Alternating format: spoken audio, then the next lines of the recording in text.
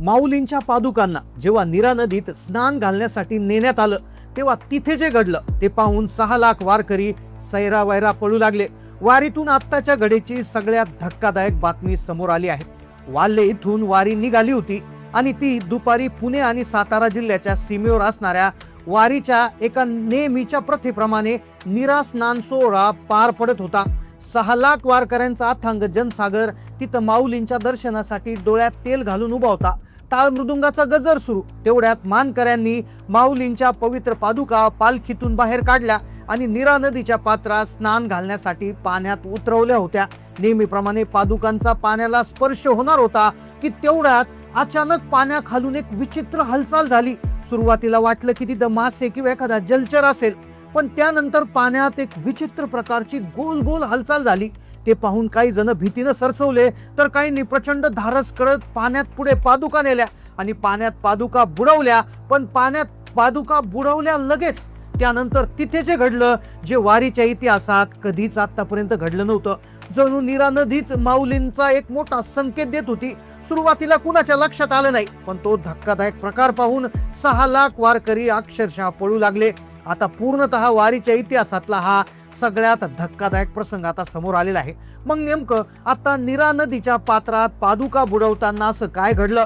नदीच्या प्रवाहामध्ये असं नेमकं काय होतं की ज्यामुळे पादुका बुडवताना एक अशी विचित्र हालचाल बघितली की ज्याने लाखो वारकरी पळू लागले? नीरा नदीनं दिलेला तो संकेत नेमकं कोणता होता? हा खरंच माऊलींचा कोप होता की वारकऱ्यांचा काही अपशकुन होता की या घटनेमागे तिसरंच काही कारण होतं? काय सत्य याच्यावर समोर आलेलं आहे? चला जाणून घेऊया संपूर्ण सविस्तर रिपोर्ट. 15 जुलै रोजी सकाळी ठीक 6 वाजता संत ज्ञानेश्वर महाराजांची पालखी वाल्हे येथील ऐतिहासिक मुक्काम आटोपून सातारा जिल्ह्याच्या दिशेनं मार्गस्थ झाली होती. आता सगळं वेळापत्रकानुसार सुरू होतं आणि वाल्हे झाल्यानंतर जो अतिशय पवित्र आणि अतिशय महत्वाचा प्रसंग असतो तो असतो नीरा नदी मधलं पवित्र स्नान. आता लाखो वारकरी ते पाहणार होते. लाखो वारकऱ्यांच्या मुखात ज्ञानोबा माऊलीचा गजर होता. पालखी रथात माऊलींच्या 5 पवित्र पादुका अत्यंत देखण्या रूपात विसवल्या होत्या. नेहमीप्रमाणे पालखी शेजारी बसलेले एक ज्येष्ठ सेविकरी त्या पवित्र पादुकांना हवा घालत होते. आता वाल्हेमधून जेव्हा ही वारी निघाली होती तेव्हा कुणाला कल्पना नव्हती की नीरा नदीत पवित्र स्नान करत असताना तो धक्कादायक प्रसंग घडेल आणि अख्ख्या वारकऱ्यांमध्ये खळबळ उडेल. पण खरी त्याची सुरुवात वारीची जी घटनेची सुरुवात झाली होती ती वाल्हे गावातूनच झाली होती. कारण की जो सेवेकरी पादुकांना हवा घालत होता त्याला एक विचित्र अनुभव सकाळी आला होता. तो त्याने कोणाला सांगितलं नाही. तो जर त्याने सांगितला असता तर पुढला अनर्थ टळला असता. पण तो हवा घालत असताना त्याने जेव्हा पादुकांना तो स्पर्श करत होता किंवा जेव्हा तो हवा घालत होता तेव्हा त्याला अगदी त्या वेगळ्या प्रकारचा प्रवाह तिथून येत आहे. वेगळ्या प्रकारची हालचाल त्याला जाणवत होती. सूक्ष्म हालचाल होत असल्याचा भास त्याला होत होता. सुरुवातीला त्याला वाटलं अभ्रम आहे, पण त्याने हा कोणालाच काही प्रकार सांगितला नाही. आता त्याने हे त्याच्यापर्यंत लिमिटेड होतं. पण पुढे जी घटना घडली ती अत्यंत भयानक होती. कारण पुढे गेल्यानंतर एक महिला जेव्हा या पादुकांना स्पर्श करणार होती तेव्हा तिला जे वाटणार होतं त्याने खरं तर या धक्कादायक प्रसंगाची सुरुवात होणार होती. जवळपास सकाळी 1-2 तास निघाल्यानंतरच माऊलींची पालखी पिंपरे खुर्द येथील विहीर परिसरात दुपारच्या विसाव्यासाठी थांबली. वारकरी विसावा घेत होते. आज वारीतील काही ज्येष्ठ लोकांच्या चेहऱ्यावर एक विचित्र अस्वस्थता दिसून येत होती. विसोपा आटवून पालखी जशी नीरा नदीच्या पॉइंटकडे म्हणजे पुणे आणि सातारा जिल्ह्याच्या सीमेवर असणाऱ्या नीरा गावाच्या दिशेने मार्गस्थ झाली तेव्हा नीरा नदी अवघ्या काही अंतरावरच राहिली होती. पण कुणाला माहिती नव्हतं की पालखीमध्ये ज्या पादुका आहेत तर त्यांच्यामध्ये एक विचित्र बदल जाणवतोय. खरं तर सेवेकरी जे हवा घालत होते त्यांना काहीतरी विचित्र वाटलं होतं, पण त्यांना वाटलं तो भ्रम असेल. पण पुढे एक आणखी घटना घडली आणि ज्याने सगळ्यांनाच खळबळ उडाली होती. खरं तर एक गर्दी त्या ठिकाणी झाली होती. त्या गर्दीतून सांगली परिसरात एक वारकरी महिला अचानक धावत आली आणि पडत पडत माऊली रथांच्या दिशेने आली. अत्यंत भावुक होऊन तिने थेट माऊलींच्या पवित्र पादुकांना चरणांना स्पर्श केला. पण स्पर्श करताच तिथे जे घडलं ते चक्रावून टाकणार होतं. पादुकांना हात लावताच त्या महिलेच्या शरीरात एक कमालीची अनाकलनीय जाणीव झाली. जसा एखादा तीव्र विजेचा झटका बसावा तसा तिचा हात अत्यंत वेगानं पाठीमागे आला. ती महिला भीतीनं एका वेगळ्या भक्तीनं ओरडत म्हणू लागली, माऊली माऊली म्हणून रडू लागली. आजूबाजूच्या लोकांना वाटलं की ती भावनिक झाली म्हणून प्रशासनाने सेवेकऱ्यांनी तिच्याकडे लक्ष दिलं नाही. पण जो सेवेकरी होता, जो सकाळपासून हवा घालत होता, त्याला ती त्या महिलेची गोष्ट समजली होती. पण त्याला आता हळूहळू त्याला त्याच्यामध्ये संशय येऊ लागला होता, पण तो तरी शांत होता. आता जवळपास दुपार झाली होती आणि दुपार झाल्यानंतर आता माऊलींचा पावन रथ अधिकृतपणे नीरा गावात दाखल झाला होता. एका विशिष्ट घाटावर तो पवित्र स्नानाचा जो आहे तो सोहळा ठेवला जातो. आता प्रत्येक वारकऱ्याचे डोळे लागले होते की आपल्याला याची देही याची डोळा हा एक प्रकारे हा सोहळा पाहायचा. त्यामुळे प्रत्येक वारकरी प्रचंड खुश झाला होता. पुणे साताराच्या सीमेवर पवित्र नीरा नदीचे घाट आहे, दत्ता घाट म्हणून त्या घाटाचं नाव आहे. तर त्या घाटावर 6 लाख वारकरी तिथे अथांग जनसागर पूर्ण ओसंडून वाहू लागला.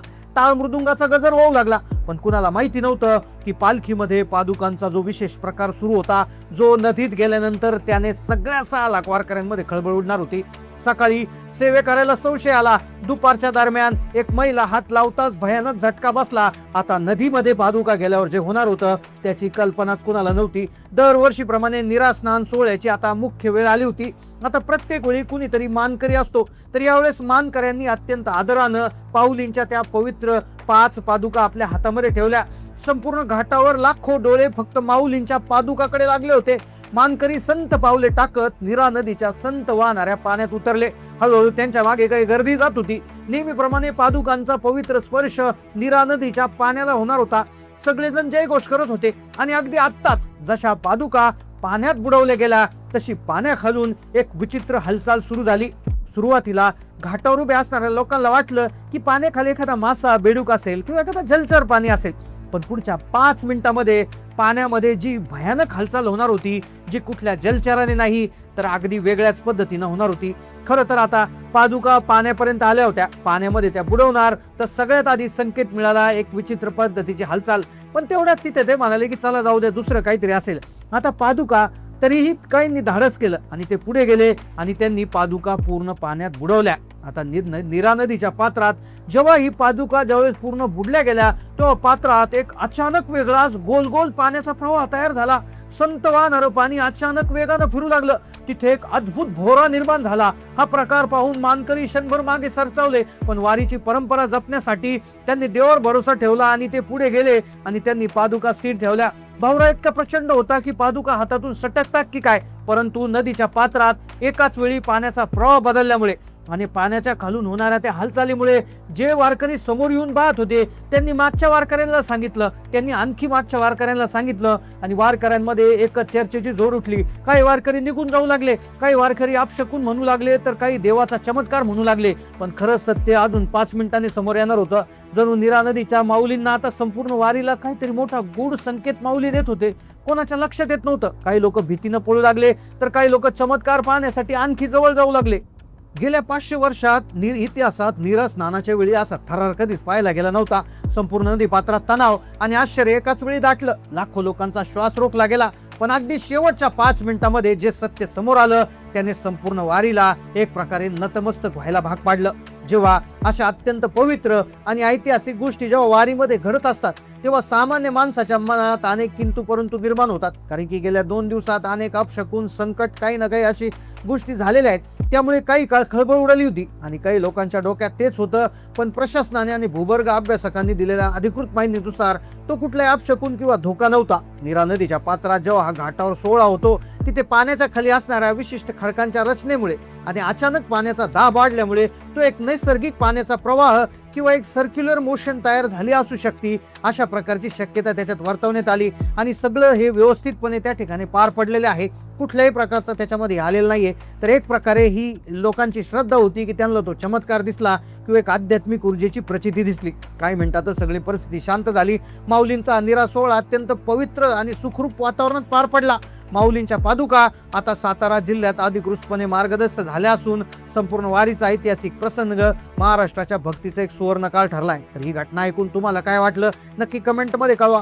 चॅनलला नवीन असेल सबस्क्राईब करा. धन्यवाद.